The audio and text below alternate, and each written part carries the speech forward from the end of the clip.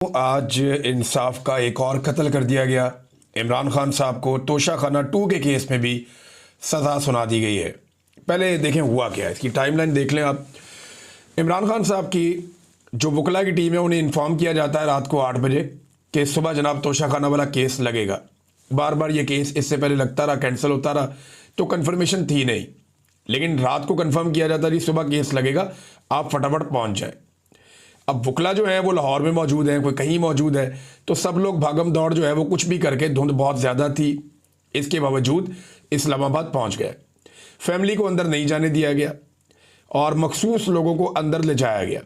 वकला को भी अंदर नहीं जाने दिया गया, सिर्फ सलमान सफदर साहब को अंदर जाने की इजाज़त मिली। अंदर उन्होंने क्या देखा और जो बाकी लोग हैं सोर्सेज वो क्या बताते हैं कि इमरान खान साहब और बुशरा बीबी जो है वो जो अदालत बनाई गई है अडियाला जेल में वहाँ पर मौजूद थे। जज शाहरुख अर्जुमंद वो जज साहब की कुर्सी पे आकर बैठ गए और अभी इस केस के अंदर मजीद कुछ दलाइल और मजीद कुछ शवाहिद सुने जाने थे। यानी अभी अब केस बाकी था, ऐसा नहीं था कि केस मुकम्मल हो गया। पहले नॉर्मली ये होता है कि अदालत केस को सुनती है, दोनों तरफ के दलाइल सुनती है और दोनों तरफ के गवाहान को सुनने के बाद अदालत किसी नतीजे पर पहुंचती है और फैसला महफूज करती है। बाद में आकर फैसला सुना दिया जाता है, नॉर्मली ये होता है। लेकिन यहाँ पे बड़े अजीबोगरीब तरीके से और उजलत में अचानक जज साहब ने फैसला सुनाना शुरू कर दिया। जो ऐनी शाहिदीन है उनमें से कुछ ने यह बताया कि इमरान खान साहब को जब बुलाया गया तो इमरान खान साहब नहीं उठे और इमरान खान साहब मुस्कुरा रहे थे, वो बुशरा बीबी से बातचीत कर रहे थे और जज ने फैसला सुनाना शुरू कर दिया। इमरान खान साहब मुस्कुराते रहे और जज साहब फैसला सुनाते रहे। जज साहब का जो फैसला है ये टोटल 59 सफ़हात पर मुश्तमिल है और 32 इसके पैराग्राफ हैं और जज साहब ने इमरान खान को और बुशरा बीबी को 17 साल की मजीद सज़ा सुना दी है। लेकिन उन्होंने आखिरी पैराग्राफ में लिखा कि जनाब इनमें से एक खातून है और एक की उम्र ज़्यादा है, लिहाजा मैं लिहाज कर रहा हूँ। ये लिहाज करते हुए उन्होंने तोशाखाना से तोहफा लेने पर इमरान खान को और बुशरा बीबी को 17 साल सज़ा सुना दी। और ये बात याद रखिएगा कि तोशाखाना का केस ऐसे नहीं है।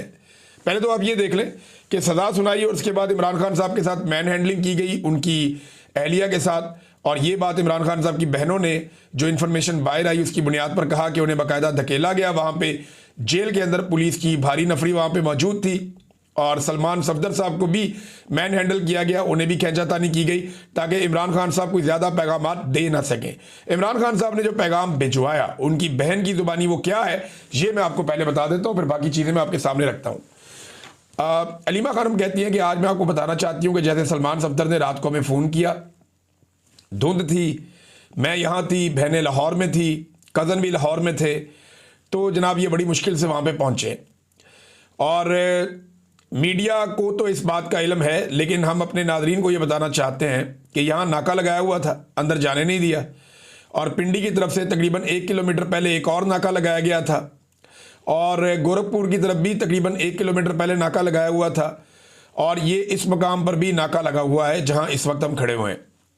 फिर उन्होंने कहा पुलिस बहुत ज़्यादा तैनात की गई है, जेल के दरवाजे से पहले ही लोगों को पंजाब पुलिस रोक रही है ताकि जेल के दरवाजे पर मौजूद पुलिस तक ये तकनीकी मौक़िफ़ इख्तियार किया जा सके कि फैमिली को अंदर कैसे भेजें, वो तो आए ही नहीं, वहाँ आएंगे तो भेजेंगे ना, लिहाजा फैमिली को करीब जाने ही नहीं दिया गया।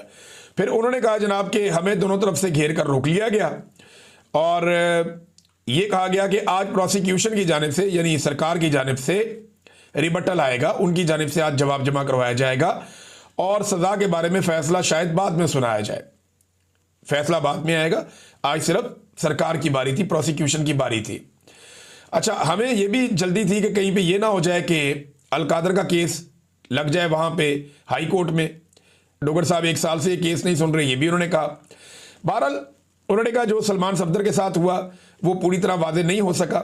मैं आपको बताती हूँ कि आज वो बदतमीज़ी पर आए हुए थे, सलमान सफदर को भी ज़बरदस्ती धक्के दिए गए, बुशरा बीबी और इमरान खान के साथ भी ज़बरदस्ती की जा रही थी, यहाँ तक कि उन्हें तकरीबन घसीट कर बाहर ले जाने की कोशिश की गई।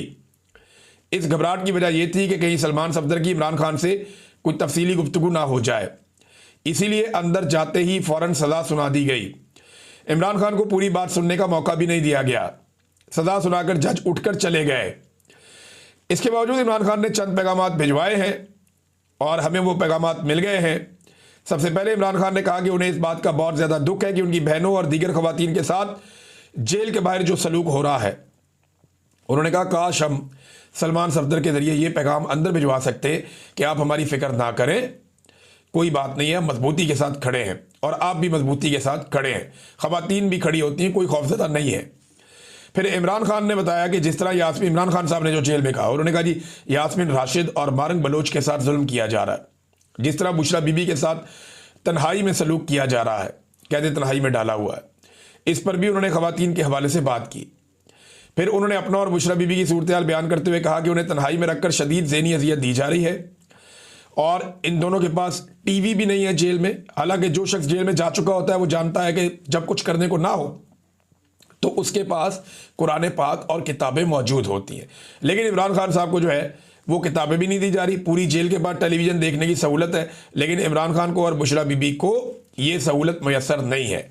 किताबों के लिए हमने जज अमजद साहब को बार बार कह रखा है, अब 2 हफ्ते हो चुके हैं, 11 किताबों की लिस्ट उनको दी थी, लेकिन किताबें इमरान खान साहब तक नहीं पहुंची। इमरान खान ने अपने साथ होने वाले तशद्दुद का जिक्र किया और कहा कि उनके साथ जो गैर इंसानी सलूक किया जा रहा है वो इंतहाई सख्त और नाकाबिल कबूल है। उन्होंने वाज़ेह तौर पर कहा कि उन्हें ज़हनी अजियत दी जा रही है।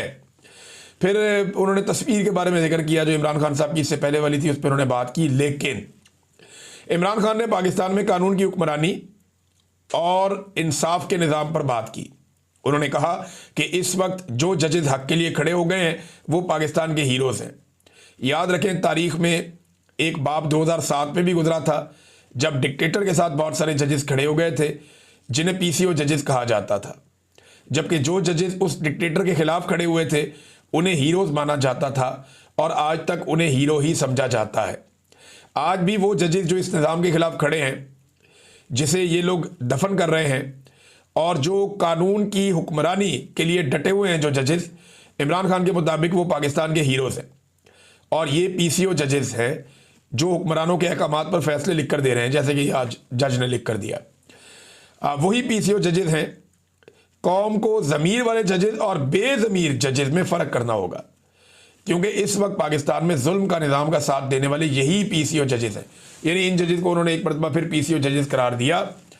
फिर इमरान खान साहब ने कहा कि जब मैं किसी शख्स का नाम लेता हूं तो अपनी फ़ौज के बारे में कहते हैं कि फ़ौज को कह रहा हूं, नहीं, ये फ़ौज मेरी है, ये पाकिस्तान की फ़ौज है और मैंने कभी भी इसके ख़िलाफ़ बात नहीं की है, मैं इदारे के ख़िलाफ़ कभी नहीं बोला। फ़ौज मेरी है और ये कौम की फ़ौज है। इसके बावजूद ये कहा जाता है कि इमरान खान ने इदारों पे हमला किया। इमरान खान ने ये बात अखबारात में यानी पढ़ी, उन्होंने कहा, ये अखबार में इमरान खान साहब ने पढ़ा कि उनके ऊपर इल्ज़ाम लगाया जाता है कि इमरान खान साहब इदारों पे हमला कर रहे हैं।